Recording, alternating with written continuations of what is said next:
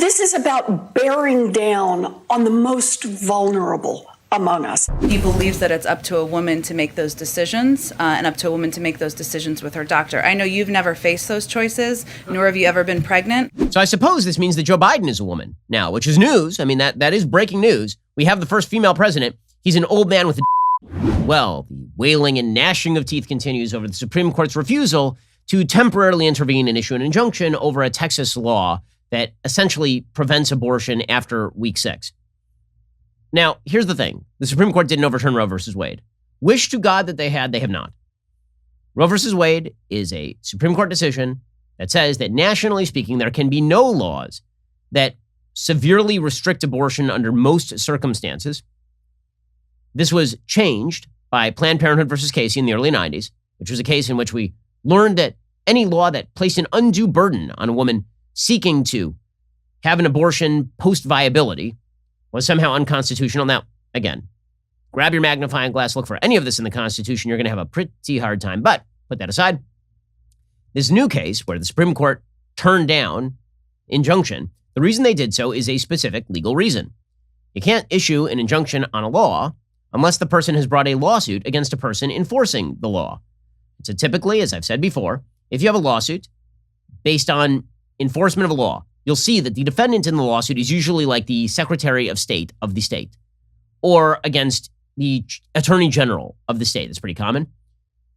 What you can't have is me sue the local janitor to enjoin a law because the janitor is not the enforcement mechanism. Okay, what's weird about the Texas law is that the state is not the enforcement mechanism.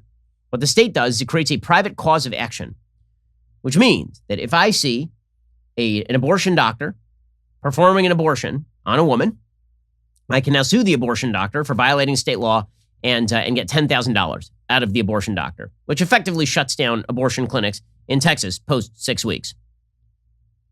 Okay, so this creates a bit of a conundrum for the courts because the lawsuit that was brought to create an injunction here was brought against a judge in Texas. Now, the judge in Texas was not actually enforcing the law. The judge had sued nobody. The judge had not brought anybody up on charges or anything. None of that. Instead, the lawsuit should have been targeting, presumably, a person who reports another person, right? That person sues the person who reported them, and then that goes up to the Supreme Court. So the Supreme Court said this is not right? We have not gotten to the point where an actual legitimate lawsuit has been filed. You have to have what's called a cognizable defendant. It has to be the right person who's being sued. This does not overrule Roe versus Wade. It doesn't. Okay, again, wish to God it had. It does not. That would then revert the question of abortion back to the states, which is where it originally was. It had already gotten pretty liberal in places like California and New York. It was very conservative in places like Alabama and Texas, which, by the way, is how it should be absent some sort of constitutional amendment to protect fetal life. Okay, so Joe Biden came out and he is fighting mad over all of this. Joe Biden put out a statement because his face doesn't move that well anymore. His statement says, today, Texas law SB 8 went into effect. This extreme Texas law blatantly violates the constitutional right established under Roe versus Wade. So first thing, if you established a constitutional right by a Supreme Court case, it wasn't a constitutional right. I mean, that's pretty obvious right off the top. If I said there's a constitutional right to Medicare established by the Supreme Court in 1985, then it wasn't established by the Constitution, was it? But put that aside, because Democrats are frequently putting aside the Constitution. They say this was upheld as precedent for nearly half a century. Well, that's a big deal. I mean, obviously, if a case is really terrible and it's upheld as precedent for half a century, we have to leave it forever. Like Plessy versus Ferguson, which said that segregation was totally fine. Should have left that forever. It was precedent for fully half a century. And Plessy versus Ferguson was the end of the 19th century. Brown versus Board wasn't until 1954. So, should have left it, presumably. I mean, that was half a century of precedent. No? You think not? I didn't think so either. The Texas law, said Joe Biden, will significantly impair women's access to the health care they need, particularly for communities of color and individuals with low income. Now, again, I don't know why it would infringe on communities of color and individuals with low income, particularly. Probably, actually, it would infringe on people who can afford to pay the fine, because those people are going to be the people who get sued. But he says it outrageously deputizes private citizens to bring lawsuits against anyone who they believe has helped another person get an abortion, which might even include family members, healthcare workers, front desk staff at a healthcare clinic, or strangers with no connection to the individual. Okay, that is quite unlikely that you're going to see lawsuits launched against the Uber driver, as the left likes to say in these particular cases. Now, listen, I'm not saying that this law is well drawn. I'm not saying that this law is going to be upheld by the Supreme Court. In fact, I think probably it'll be struck down by the Supreme Court. I think the Supreme Court is probably going to pare back Planned Parenthood versus Casey, but they're going to look at schemes like this one, and they're probably going to say that this is effectively turning private citizens into state actors. Okay, but the notion that Roe versus Wade was just overturned is crazy. Then Joe Biden says, my administration is deeply committed to the constitutional right established in Roe versus Wade nearly 5 decades ago and will protect and defend that right. I mean, hasn't the Biden administration done enough in the past few weeks to kill Americans, to step in at this point and insist on the killing of more Americans in the womb? Okay, so in the most bizarre defense of the day, Jen Psaki at the White House was asked by a religious news reporter about the fact that Joe Biden considers himself a religious Catholic, and yet is now backing widespread abortion. Jen Psaki's answer was, this was treated by the media as a slay queen moment. Slay queen? Yeah, it's not. Why does the president support abortion when his own Catholic faith teaches abortion is morally wrong? Well, he believes that it's a woman's right, it's a woman's body, and it's her choice. Why does the president, who does he believe then should look out for the unborn child?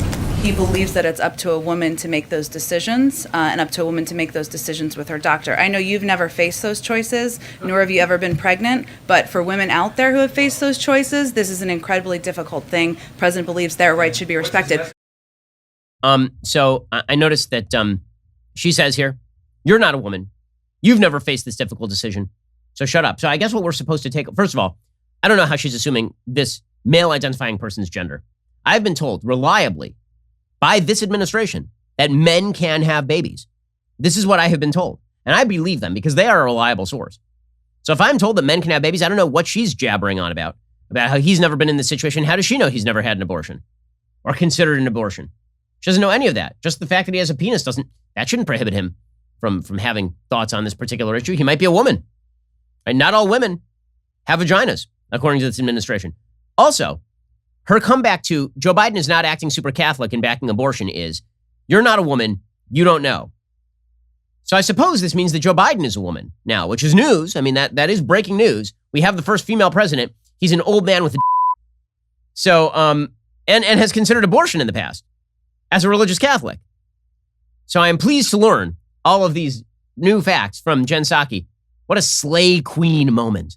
Again, you can't do the I am woman, hear me roar when you cannot define a woman. It makes it very, very difficult. We'll get to more of this in just 1 second. First, I've been talking about ExpressVPN on this show for months. Why haven't you gotten a VPN yet? See, I care about protecting my data. I don't want my ISP grabbing it and using it against me. I also don't want hackers grabbing it because, frankly, it is my business. This is why I use ExpressVPN. You should, too. There has never been a more important time to protect your digital rights. This is why I and thousands of my patriotic listeners choose to secure our online data by using ExpressVPN. Did you believe a VPN isn't for you because you can use the internet just fine without one? Well, here's the thing. Anytime you go online, your ISP can see every site you are visiting. And are you confused about how it works? You shouldn't be, because ExpressVPN is an app for computers and smartphones that encrypts your network data and reroutes it through a secure server. That means you can use the internet more anonymously without having your activity tracked. You think VPNs are complex and only for tech experts? Nope, I am not a tech expert, but ExpressVPN is super easy. You launch the app, you tap one button, now you're protected. It's that simple. I trust ExpressVPN to protect my online data because they're rated #1 by both CNET and Wired. They stand for my values. Now's the time for you to join me, take a stance, take back your privacy at expressvpn.com/Ben. Get 3 extra months for free on a 1-year package. Again, that's expressvpn.com/Ben to get 3 extra months for free. Visit expressvpn.com/Ben right now to get started. Then you have Elizabeth Warren, who I noticed is in the United States Senate and ran for president unsuccessfully while identifying as a Native American, and Joy Reid, who is a very famous TV show host being paid nightly for her dumbass opinions. I noticed that they were on TV together on my television screen, complaining how we now live in The Handmaid's Tale. Well, on my television screen, being paid handsomely to do so, while backing abortion, just like The Handmaid's Tale. Here they are. People think it's hyperbolic when I tweet about The Handmaid's Tale coming to America. Yes. But I don't think it seems hyperbolic now. Does it to you? No. So, I lived in an America in which abortion was illegal when I was young, before Roe versus Wade. And when abortion is illegal, rich women still get abortions. Women with resources still get abortions. Women who have time and who have friends in other places will still get abortions. So what this law is really about is not stopping abortions across the board. This is about bearing down on the most vulnerable among us. Okay, this is an amazing thing. Okay, so a few things. One, she says that she grew up in a time when abortion was illegal. Okay, first of all, she grew up in a time when abortion was legal in certain states. Second of all, was it The Handmaid's Tale then? Really, it was like 1955, 1960, 1965, right? Because Roe versus Wade wasn't until the early 70s. Was 1970 The Handmaid's Tale for women? I missed that part. Somebody should ask her that. She says that now we're back in The Handmaid's Tale. So was it The Handmaid's Tale in 1969? I noticed a lot of screwing going on in 1969 at like Woodstock. So was that The Handmaid's Tale? I'm having trouble reconciling these two things. Then I just find it astonishing how the left has invested itself so much in equity talk that they can't even make their old arguments. So instead of saying this harms women as a whole, they are now forced into the box of explaining to Joy Reid on national TV that really what this is about is harming quote unquote vulnerable women. Rich women will be fine, but this is really not directed equally. It is literally a law that is directed equally. The law applies to all. So, there's a famous joke about the New York Times that the ultimate New York Times headline would be asteroid to hit Earth tomorrow. Women and minorities hit hardest. Right? And that's kind of how the left treats this sort of stuff. It's like there's a law. We don't like the law. Therefore, it is the worst for the poor and for women who are of color, et cetera, et cetera. But it's a really awkward fit. It's really strange and off-putting. And again, Handmaid's Tale. Really, where is Joy Reid is justifying the Afghan pullout. You want to look at the Handmaid's Tale. They're literally going to shove women into basements in burqas, tell them they can never go to school again or walk on the street without a male present. They can't drive or they'll be beaten. Joy Reid is totally up for that. So is Elizabeth Warren. But it's real Handmaid's Tale kind of crap. When in the United States, you have to get an IUD, use a condom, or take a birth control pill instead of aborting a baby after it's already been conceived. Because, by the way, that is the other alternative. I love that the alternatives posed by the left here are that, like, birth control pills don't exist. So the two alternatives, according to the left, and marriage doesn't exist either. So the two alternatives, according to the left, are randomly get pregnant and be forced to bear the child in the worst of possible circumstances, or widespread abortion for all. I've noticed a bunch of gradations here. So for a long time before the rise of the birth control pill, the solution to getting pregnant out of wedlock was to not have sex out of wedlock. That was the solution for virtually all of human history. And in fact, people who did have sex out of wedlock and then got pregnant very often got married. If you look at the number of 7-month babies who were being born in the 1940s, the answer is a lot. Okay, then the birth control pill came around. And now you have a really easy solution to avoid getting pregnant without even getting married while having sex, and that is to use birth control.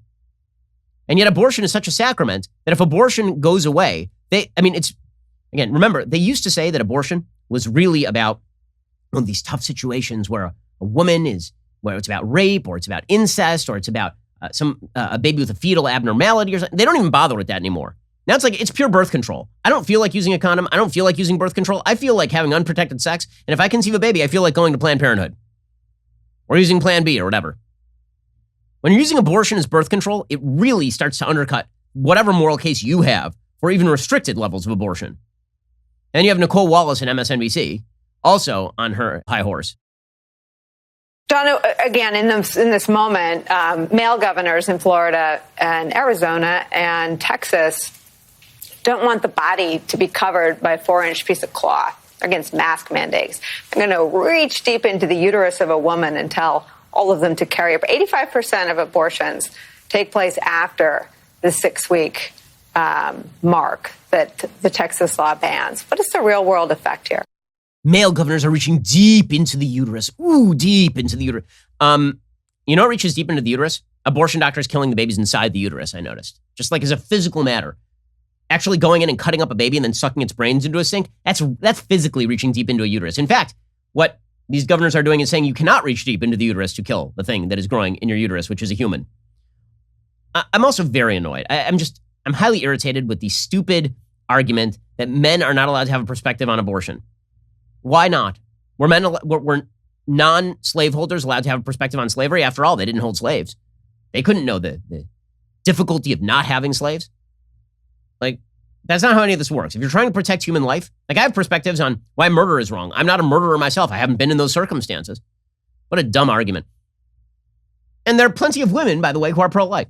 In fact, I would say virtually all of the pro-life leaders that I personally know are women.